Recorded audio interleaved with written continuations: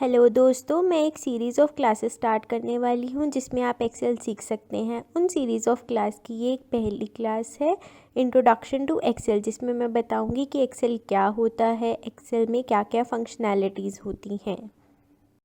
तो दोस्तों, एक्सेल सीखने से पहले सबसे पहले हम जान लेते हैं कि एक्सेल के एडवांटेज क्या हैं, क्योंकि जब हमें किसी चीज़ के एडवांटेज पता होते हैं तो हम और ज़्यादा कीन हो जाते हैं उसको सीखने के लिए। तो सबसे पहले हम जान लेते हैं कि why learning Excel is important और what are the advantages of the Excel. So दोस्तों, एक्सेल से हमारा काम बहुत ही आसान हो जाता है। एक्सेल से हमारी प्रोडक्टिविटी इंक्रीज़ हो जाती है। अगर आप कोई ऐसा टास्क कर रहे हैं जो कि आपको मल्टीपल रोज़ करना पड़ता है, तो आप उसको एक्सेल में ऑटोमाइज़ कर सकते हैं और अपना टाइम बहुत ज़्यादा परसेंटेज तक सेव कर सकते हैं। वर्ल्ड वाइड लगभग 750 मिलियन यूज़र्स हैं एक्सेल के। तो आप अंदाज़ा लगा सकते हैं कि इतने सारे लोग एक्सेल यूज़ कर रहे हैं अपना काम को आसान बनाने के लिए। एक्सेल में आप बहुत सारी कैलकुलेशन कर सकते हैं, ग्राफ और चार्ट में अपने डेटा को रिप्रेजेंट कर सकते हैं। In a nutshell, Excel make it easier to interpret number and information. आप डेटा को इन्फॉर्मेशन में कन्वर्ट करके बहुत अच्छे से उसको प्रेजेंट भी कर सकते हैं। मोस्ट ऑफ द अकाउंटिंग और फाइनेंस की जॉब्स में तो आपको एक्सेल आना बहुत ही नेसेसरी होता है, और ये आपके सीवी के लिए भी अच्छा होता है। अगर आपको एक्सेल आता होता तो आपको जॉब मिलने के चांसेस भी बढ़ जाते हैं उनके मुकाबले जिन्हें एक्सेल नहीं आता। और बहुत सारी पोजीशंस होती है बिजनेस एनालिस्ट की, एडमिनिस्ट्रेटिव असिस्टेंट की, प्रोजेक्ट मैनेजर्स की, जिसमें एक्सेल अगर आता है तो वो आपका एक एडेड एडवांटेजेस होता है, क्योंकि आप एक्सेल से अपना काम बहुत आसान बना सकते हैं। जिन लोगों के पास कोई प्रोफेशनल डिग्री नहीं है, वो भी अगर उन्हें एक्सेल आता है तो वो डेटा ऑपरेटर लेवल की जॉब मिल सकती है उन्हें। और बिज़नेस में भी एक्सेल बहुत ही हेल्पफुल होता है, क्योंकि आप अपने बिज़नेस के सारा डेटा को आप एक्सेल में मेंटेन कर सकते हैं और उस जब चाहे उसे एनालाइज भी कर सकते हैं। और क्योंकि ये टूल तब बहुत ज़्यादा एक्सपेंसिव नहीं है, तो आपके बिज़नेस के लिए इकोनॉमिकल भी होगा और इसको ऑपरेट करना भी बहुत इजी है। इसीलिए आप अपने बिज़नेस के बहुत ही मीनिंगफुल डेटा इससे एक्सट्रैक्ट कर सकते हैं। और जो स्टूडेंट्स हैं जो अभी कुछ प्रोफेशनल डिग्री परस्यू कर रहे हैं या फिर अभी स्टूडेंट लेवल पे हैं, वो भी एक्सेल का यूज़ कर सकते हैं अपने पर्सनल लाइफ में भी टाइम शेड्यूल्स बनाने के लिए, या फिर जब वो प्रोफेशनल लाइफ में जाएंगे तब भी उन्हें एक्सेल बहुत ही हेल्पफुल होगा। तो एक्सेल एक टूल है जो मुझे लगता है हम हर किसी को आना चाहिए, क्योंकि हमें नहीं पता होता एक काम जो हम रोज़ डेली बेसिस पे रिपीटेटिवली कर रहे होते हैं, वो एक्सेल कैसे हमारे लिए वो काम आसान बना सकता है। तो दोस्तों, ये एक एक्सेल की वर्कबुक है। जो एक एक्सेल की फ़ाइल हम क्रिएट करते हैं उसको एक्सेल वर्कबुक बोलते हैं। ये एक जो एक्सेल की वर्कबुक है, इसका नाम मैंने लर्निंग एक्सेल पार्ट 1 दिया है, जिसमें आप सबसे टॉप पे देख सकते हैं। और ये एक एक्सेल की वर्कबुक में मल्टीपल शीट्स होती हैं, जैसे कि यहाँ पर शीट 1, शीट 2, आगे की शीट्स में नहीं देख पा रहे तो यहाँ एक छोटा सा एरो है जिस पे अगर आप क्लिक करेंगे तो ये राइट साइड की शीट्स दिखा सकता है, और लेफ़्ट साइड मूव करेंगे तो ये लेफ़्ट साइड की शीट शो करेगा आपको। इसी तरह यहाँ पर आप मल्टीपल शीट्स ऐड कर सकते हैं अपने एक्सेल में, और यहाँ एक प्लस का ऑप्शन है जहाँ पे आप क्लिक करेंगे तो एक और न्यू शीट ऐड होती रहेगी। आप ऐसे मल्टीपल शीट्स ऐड कर सकते हैं अपनी एक वर्कबुक में, और राइट क्लिक करके आप इन शीट्स को रीनेम भी कर सकते हैं। जैसे कि मैं यहाँ लिख सकती हूँ फाइनल डेटा, तो राइट क्लिक करके मैंने अपनी शीट्स को रीनेम कर दिया है। और मैं टैब कलर से इसको डिफरेंट कलर भी कर सकती हूँ। लेट्स से आपका किसी शीट में कोई काम पेंडिंग है तो आप उसको रेड कलर कर सकते हैं, ताकि आपको बाद में पता रहे कि आपने उसमें कोई काम पेंडिंग छोड़ा था। अब एक्सेल की हर एक स्प्रेडशीट बहुत सारे सेल से बनी होती है, जिसमें मल्टीपल कॉलम्स और रोज़ होते हैं। जैसे कि आप यहाँ देख सकते हैं, ये एक सी कॉलम, डी कॉलम, ई कॉलम। तो जो कॉलम्स होते हैं उनको हम अल्फ़ाबेटिकली डिनोट करते हैं, और जो रोज़ होती हैं उनको हम नंबर से डिनोट करते हैं। जैसे 1, 2, 3 ये एक्सेल की रोज़ हैं, और A B C D E ये एक्सेल के कॉलम्स हैं। तो एक एक्सेल के स्प्रेडशीट में 1,48,576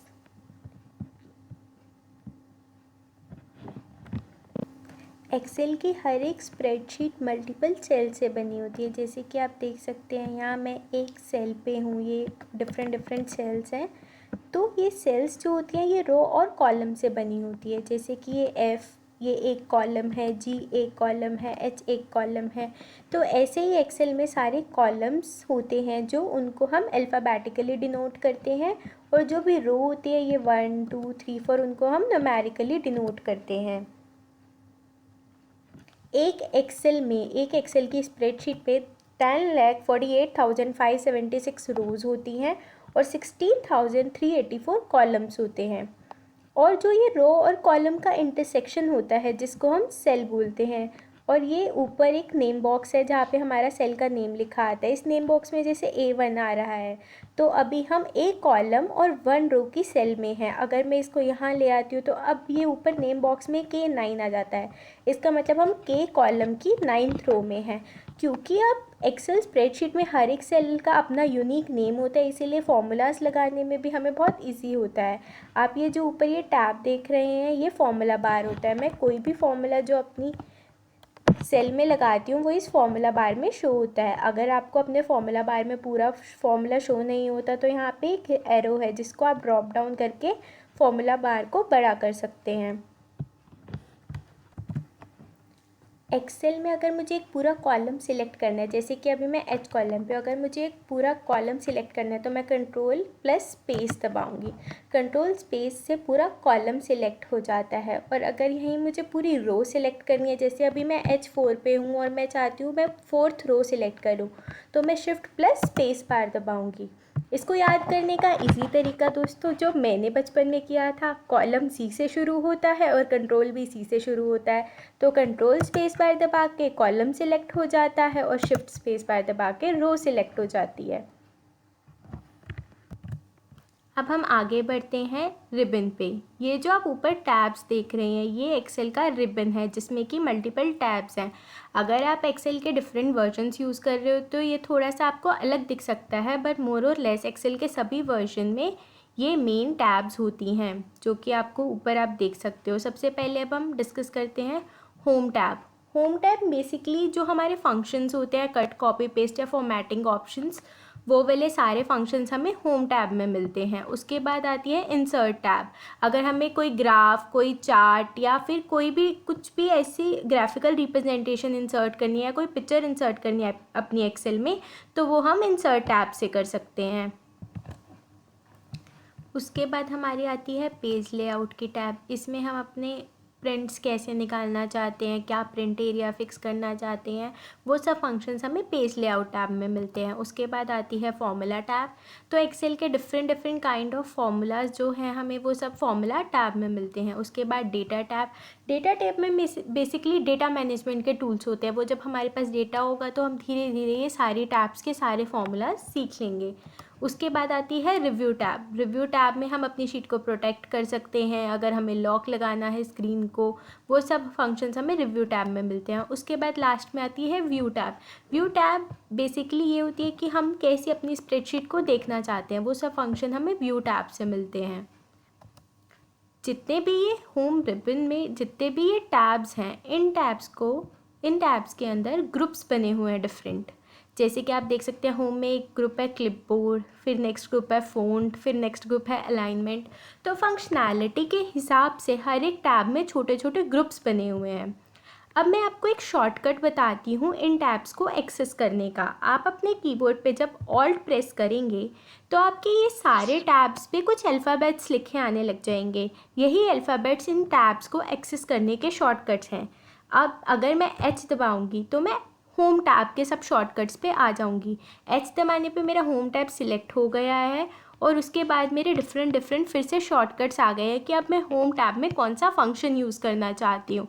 इसी तरह अगर मैं फिर से ऑल्ट दबाऊँगी तो मेरे सारे फंक्शंस आ गए। अब मैं चाहती हूँ कि मैं बिना माउस को टच किए अपने पेज लेआउट टैब पे चली जाऊँ, तो मैं P प्रेस करूँगी। तो इससे अब मैं पेज लेआउट पर आ गई हूँ अपनी स्प्रेडशीट में और मैंने माउस का यूज़ नहीं किया। अब इसमें जो भी शॉर्टकट्स आ रहे हैं आप डायरेक्टली वो कीबोर्ड से टाइप कर सकते हैं और ऐसे आप अपने एक्सेल में माउस का यूज़ मिनिमाइज़ कर सकते हैं, जिससे कि आपका काम बहुत ही फ्रिक्वेंटली और जल्दी होने लग जाएगा जब आपको सारे शॉर्टकट्स पता होंगे। तो दोस्तों जो लोगों को एक्सेल पहले से आता है उन लोगों को ये एक्सेल का वीडियो बहुत ही बेसिक लग रहा होगा कि ये क्या, ये तो हमें पता है। लेकिन दोस्तों ये मैं वीडियो इसलिए बना रही हूँ ताकि जिन लोगों ने कभी एक्सेल यूज़ नहीं किया हो उनको भी एक्सेल चलाना आए।